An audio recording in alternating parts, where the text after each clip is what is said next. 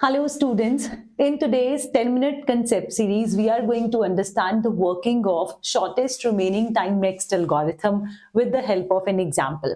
Shortest remaining time next algorithm is preemptive version of shortest job first. मतलब अगर आप shortest job first algorithm के अंदर preemption का concept लगाते हो तो that is basically called as shortest remaining time next algorithm. Otherwise, अगर shortest job first without preemption होता है तो वो simple shortest job first की तरह फंक्शन करेगा. This algorithm for competitive level examinations is very very important. चलिए इसको समझते हैं with the help of an example. So this is my example. We are given the processes, 6 processes with their arrival time and the CPU burst, right? Question is, we have to find out the average waiting time using preemptive shortest job first scheduling algorithm.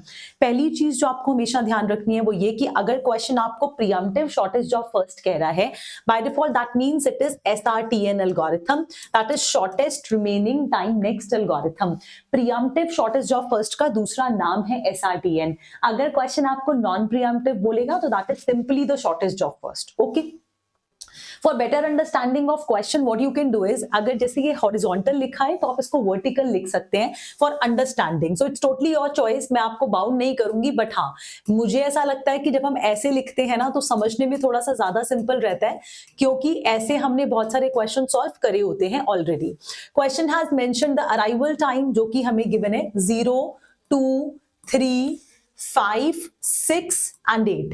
Also, question has given the burst time, which is CPU burst. CPU burst का मतलब होता है the amount of time it has spent executing on central processing unit, जो कि हमें mention है 7, 4, 6, 2, 8, 5. Right?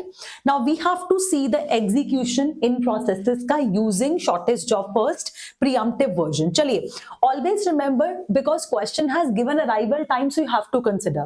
Arrival time का importance इस वजह से है कि अगर एक process आया ही नहीं system के अंदर तो आप उसको छोटे या बड़े किसी भी category में place नहीं करते हो. So you always have to consider arrival time, which is 0 in the case जब हमारे पास सिर्फ एक job है, which is P1. So अभी अगर time 0 है और कोई भी job system में नहीं आई, so P1 is alone the single job, so this is going to execute, but for how long? Because this is preemptive version, so P1 is going to execute till the time next shorter job comes in the system. जब तक अगली छोटी job नहीं आती तब तक P1 execute करेगी. Next job मेरी 2 पे आ रही है, जो कि आपको देखने में भी पता लग रहा है कि अगर मैं 2 पे इसको स्टॉप करती तो इसका रिमेनिंग टाइम क्या हो जाएगा 5. ऑब्वियसली 5 4 से बड़ा है तो कौन छोटी है, P2 छोटी है, तो P2 will execute. Yes, but for how long? जब तक नेक्स्ट जॉब नहीं आती जो कि इससे छोटी हो. नेक्स्ट जॉब 3 पे आएगी. अगर बाय चांस मैं इसको 1 मिली सेकेंड पे स्टॉप भी करती तो भी ये छोटी रहेगी, बिकॉज इसका टाइम 3 होगा, है ना, और इसका टाइम 6 है, तो ये डेफिनेटली छोटी रहेगी. सो अगर 1% मैं जस्ट एक एग्जांपल के लिए समझाऊं, 3 पे अगर हम इसको स्टॉप भी करते तो इसका रिमेनिंग टाइम 3 होगा, है ना. कंपेयर करोगे तो P2 ही छोटा रहेगा, इस वजह से हम P2 को स्टॉप नहीं करेंगे. So P2 is going to execute completely for 4 milliseconds, तो इसका टाइम हो जाएगा 0. अब घड़ी में कितने बज गए, अब घड़ी में बज गए 6, क्योंकि 4 मिलीसेकेंड्स तक ये एग्जीक्यूट हुई तो घड़ी में बज गए 6. अब 6 बजे तक कौन सी जॉब नेक्स्ट आ चुकी है सिस्टम के अंदर, 6 बजे तक आपकी ये भी आ चुकी है, ये भी आ चुकी है, ये भी आ चुकी है, ठीक, एंड ये हमारी आधी एग्जीक्यूट हो गई थी. तो सब में से कौन छोटी, obviously P4 is smaller, so P4 will execute, but for how long? For 2 milliseconds, so time will hit 8. Yes, time will hit 8. ऐसे हो गया.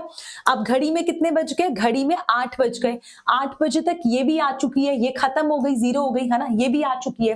तो आप सिस्टम में आप देखो कि मेरे पास 2 जॉब्स हैं जिनका टाइम क्लैश कर रहा है. कैन यू सी, एक तो ये जॉब जिसका टाइम 5 है एंड एक ये जिसका टाइम अगेन 5 है. तो now whenever you have collision in time then you always resolve that by using first come first serve. So first come first serve आप यहाँ पे यूज करोगे तो according to first come first serve process number 1 will execute for 5 milliseconds. So 8 + 5 हो जाएगा, घड़ी में 13 बज गए, ठीक है, 13 हो गए. अब किसको चांस दें, ये खत्म हो गया, ये 0 हो गया। अब मेरे पास ये बची है, ये बची है, ये बची है। कोई नई जॉब ने तो आना नहीं। जब किसी नई जॉब ने नहीं आना होता, जैसे यहां पर था 8 के बाद कोई नई जॉब नहीं आ रही, तो आप सिंपली क्वेश्चन को फर्स्ट कम फर्स्ट सर्व से एग्जीक्यूट कर सकते हो अगर कोलिजन हो रहा है।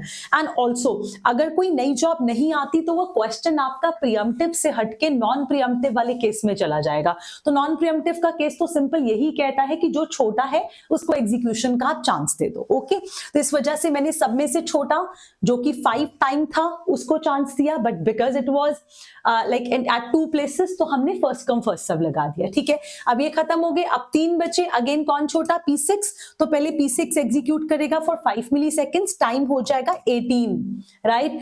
ये भी खत्म हो गया, 0 हो गया। अब 2 जॉब्स बचे, एक ये एंड एक ये। कौन छोटा? P3। तो पहले P3 एग्जीक्यूट करेगा for how long? For 6 milliseconds. So 18 plus 6 will be 24, correct.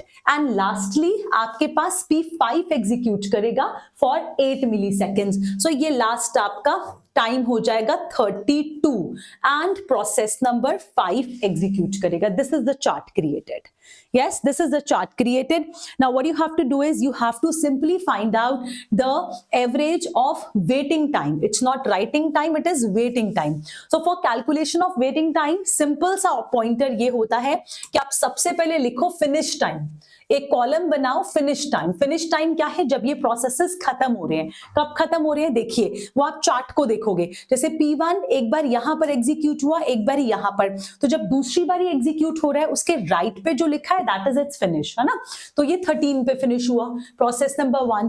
Process number 2 कहां है? ये रहा, इसके राइट पे लिखा है 6, so it's the finish time.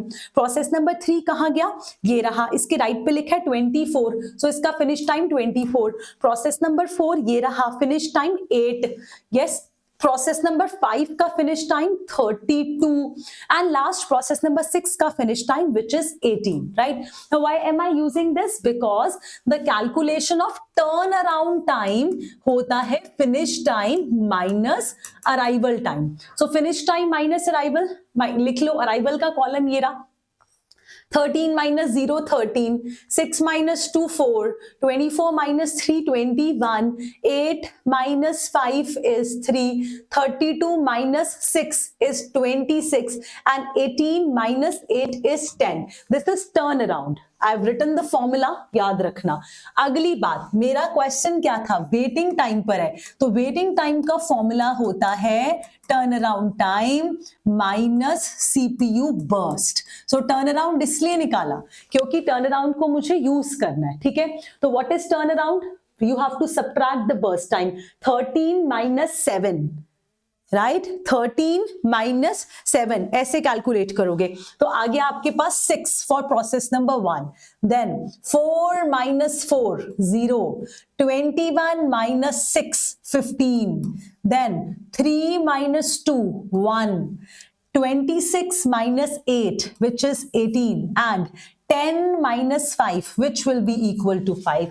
The question is finding out the average. What is the average? Sum them up and divide by the number of processes. कितने processes है? 6. तो इनका summation कर दो, average क्या निकलेगी? 6 plus 0 plus 15 plus 1 plus 18 plus 5 and divide this by number 6, ये आ जाएगा number 45. 45 divided by 6, your answer is 7.5.